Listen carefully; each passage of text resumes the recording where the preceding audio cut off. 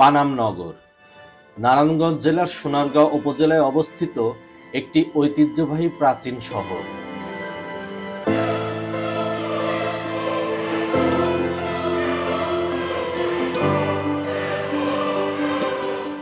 অসাধারণ কারুকাজে খচিত প্রতিটি বাড়ি কয়েক শতাব্দী ধরে কালের সাক্ষী হয়ে এখনো ঠাঁই দাঁড়িয়ে রয়েছে, যা বাংলার 12 ভূঁইয়াদের ইতিহাসের সাথে সম্পর্কিত। এখানে যারা বিল্ডিং এর মালিক ছিল তাদের জ্ঞাতি গোষ্ঠী বংশধররা কেউ কি বাংলাদেশে আছে? না না নাই নেই। তারা কোথায় গেছে? সব কলকাতা। কলকাতায়।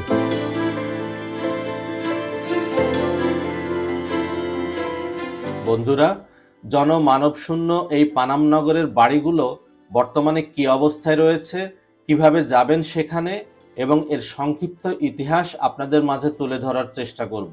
আশা করি পুরো প্রতিবেদন জুড়ে আমার সাথেই থাকবেন।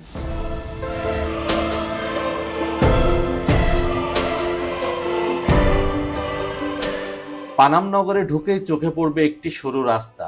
এর দুই পাশে সারি সারি পুরনো দালান। রাস্তার উত্তর ও দক্ষিণ পাশ মিলে মোট 52টি বাড়ি রয়েছে। তার মধ্যে অধিকাংশ বাড়ি একতলা থেকে তিনতলা পর্যন্ত। প্রতিটি বাড়ির নকশার কারুকাজ, রঙের ব্যবহার এবং ভিন্ন ধরনের নির্মাণ শৈলী আপনাদের আকৃষ্ট করবে।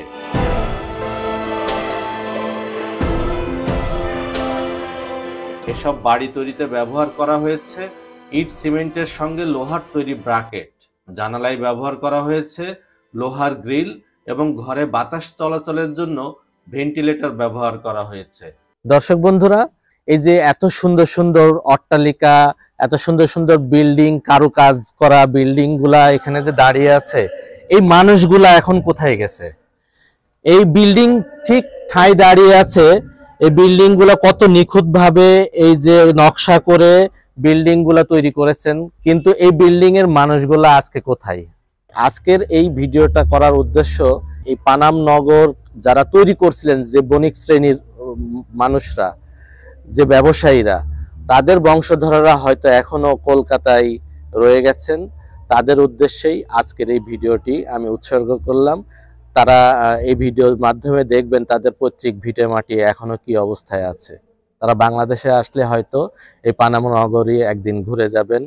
কলেজে পড়ি, ফার্স্ট ইয়ার কলেজে। তো এখানে কি মাঝে মাঝে আসা হয় নাকি? মাঝে মাঝে মাঝে মাঝে। হ্যাঁ। আচ্ছা, এই সিটি সম্পর্কে আপনার ধারণা আছে? না আঙ্কেল, তো ধারণা নাই। দেখতে দেখতে কোনো ধারণাই নাই। কোনো ধারণা নাই? না না না, এই যে একটা পানাম সিটি বলে এটাকে, কিংবা পানাম নগর বলে, এটার ইতিহাস সম্পর্কে কিছু জানেন? জানি, শুনছি, এখন মনে নেই কি। আমার তো বাসায় থেকে 10 টাকার ভাড়া। আমি এনে কোনো টিকিটও লাগে না, মাঝে মাঝে এমনি ঢুকে যাই। সকাল হাঁটতেও আসি, এমনি আসি। কতদিন আসছেন এই পর্যন্ত? হিসাবের বাইরে। হিসাবের বাইরে? কিন্তু আপনার মনে কি একবারও প্রশ্ন জাগে না যে এটার আসল রহস্য সম্পর্কে জানার? রহস্য তো ছোটবেলাতে দেখাইতেছি, এনে আর রহস্য কি আছে? এনে তো যেই জায়গা যায় এই জায়গাতে মানুষজন ঘুরতে আসে, পরে এটা টুরিস্ট স্পট। এটা আসলে কি, কারা ছিল এখানে? এখানে আগের কালে রাজারা ছিল। এই সম্পর্কে আপনি কি জানেন কিছু? না না না। এই যে একটা, এই যে 52টা বাড়ি আছে, 52টা না? হ্যাঁ, 52টা বাড়ি আছে। এই কেন বিল্ডিংটা কারা করলো কিছু জানেন না? তো কিছু কইতাম না।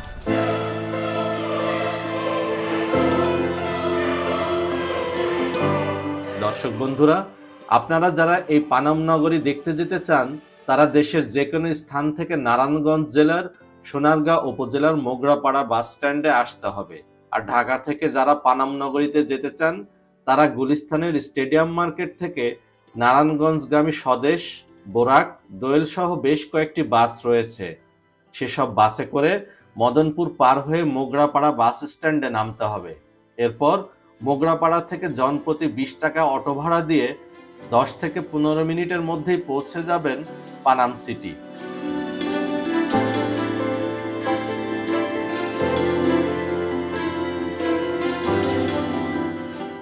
পানাম নগরে যেসব পুরনো ভবন দেখা যাচ্ছে, তা মূলত ব্রিটিশদের সহায়তায় গড়ে ওঠা হিন্দু বণিকদের তৈরি। বড় বড় এসব ব্যবসায়ীরা ভবনের উপরিভাগে বসবাস করতেন আর নিচে ব্যবসা পরিচালনা করতেন। প্রথম দিকে বণিকরা পাট, মসলিন কাপড়, বিয়ের তৈজসপত্র সহ গহনা এবং বাদ্যযন্ত্রের ব্যবসা করতেন। পরবর্তীতে ব্রিটিশরা তাদের নীল ব্যবসা পরিচালনা করতে বাধ্য করেন। 1947 সালে ব্রিটিশরা দেশ ভাগ করে দিয়ে চলে যাওয়ার পর এসব ব্যবসায়ীদের নীল ব্যবসাও হ্রাস পেতে থাকে। এরপর 1964 সালে হিন্দু মুসলিম দাঙ্গায় পানাম নগরীর হিন্দু ব্যবসায়ীরা প্রাণ বাঁচাতে কলকাতায় চলে যান। সে সময় থেকেই এই এলাকা জনমানব শূন্য হয়ে পড়ে আছে। এই বিল্ডিং গুলাতে আসলে কি কাজ হতো? এই যে এখানে আছেন, এটা হলো 52টা বণিক বাস করতো, ব্যবসায়ীরা, ব্যবসায়ীরা হোলি, হ্যাঁ, বোম, হ্যাঁ, জুয়েলার্স, হুম, এই মালামাল এগুলি এরা বিয়া শাদির অনুষ্ঠানে মুসলিম কাপড় এগুলি হেরা এটা এনতেনে নিত। হ্যাঁ, কেন সময় ঢাকা গাড়ি রোড নাই, হুম, সবলা নদীর উপর দা রোড হয় নাই, হুম, হুম, তাই এই সবলা নারায়ণগঞ্জ যেতে পারছে। শুধু নারায়ণগঞ্জ যে এই এনকের মালিক হেরা প্রেসিডেন্ট নাম হয়েছে নারায়ণ পোদ্দার, যার নামে নারায়ণগঞ্জ। নারায়ণগঞ্জের নাম তার, এই প্রেসিডেন্টের বাড়ি হচ্ছে ওই যেটা। তো 64-এ একটা রাইড হইলো, রাইডের পরে হ্যাঁ বিতাড়িত করলো। কারা বিতাড়িত করলো? আইয়ুব খান।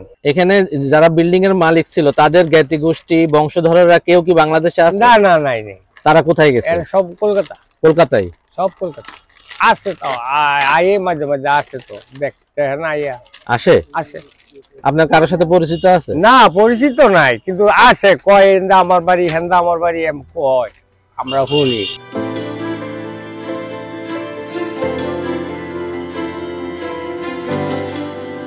বর্তমানে এই পানাম নগরী সরকারি তত্ত্বাবধানে প্রত্নতত্ত্ব অধিদপ্তরের আওতায় রয়েছে। সংস্কারের অভাবে ভবনগুলো জরাজীর্ণ ও ঝুঁকিপূর্ণ হওয়ায় অধিকাংশ বাড়ির দরজা তালাবদ্ধ ও জানালাগুলো ইট দিয়ে বন্ধ করে দেওয়া হয়েছে।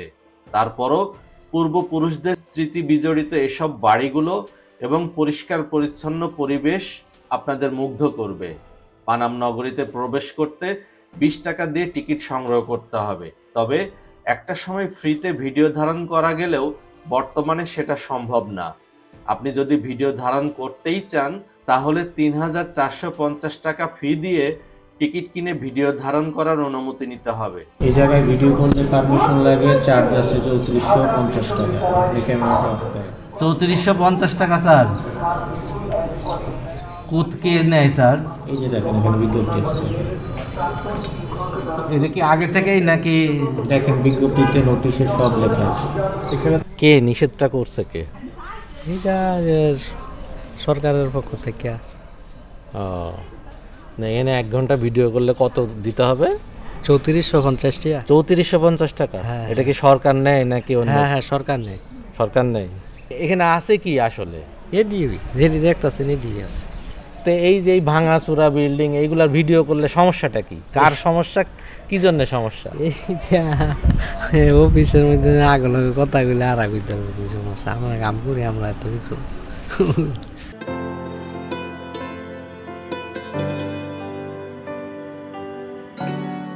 এই পানাম নগর তৈরিতে পরিকল্পনা ছিল নিখুঁত। নগরীর পানি সরবরাহ ও নিরাপত্তার জন্য বাড়িগুলোর দুই পাশে 2টি বড় খাল এবং 5টি পুকুর খনন করা হয়েছে। এছাড়া খাওয়ার পানির জন্য প্রতিটি বাড়িতেই কুয়ার ব্যবস্থা ছিল। এখানে পুকুর আছে কয়টা?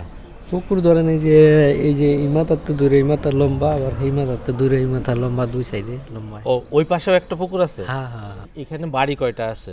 52টা। 52টা? এখনো 52টা বাড়ি আছে? অনেকগুলা ভেঙে যায় নেই? আছে কয়েকটা, দেখা গেছে 200 পড়ছে। 200 পড়ছে? তো এই বাড়িগুলোতে কোনো কাজ কাম হয় না? না না। হ্যাঁ।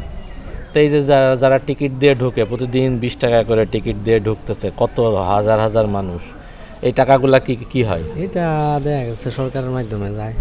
তা আপনারা এখানে কতজন কাজ করেন? আমরা আছি 8-9 জন আছি। 8-9 জন? হ্যাঁ। তা 8-9 জনের মধ্যে কি কাজ করেন আপনারা? আমরা এই যে পরিষ্কার করি, বিল্ডিং পরিষ্কার, মাঠ সবকিছু পরিষ্কার করি। ও, বিল্ডিংও পরিষ্কার করেন আপনারা? হ্যাঁ। এই যে বিল্ডিং এ যে ঘাস হয়েছে না, হ্যাঁ হ্যাঁ, এটি দেখা গেছে পুরো পরিষ্কার করে নিলাম। সুন্দর এই ছোট্ট নগরীটি দেখতে একদিন সময় করে পরিবার পরিজন নিয়ে ঘুরে আসতে পারেন। আশা করি ভালো লাগবে। তবে মনে রাখবেন, পানাম নগরী প্রতিদিন সকাল 10টা থেকে সন্ধ্যা 6টা পর্যন্ত খোলা থাকে, সাপ্তাহিক বন্ধ রবিবার। এছাড়া সোমবার দুপুর 2:30টা থেকে সন্ধ্যা 6টা পর্যন্ত আধা বেলা খোলা থাকে।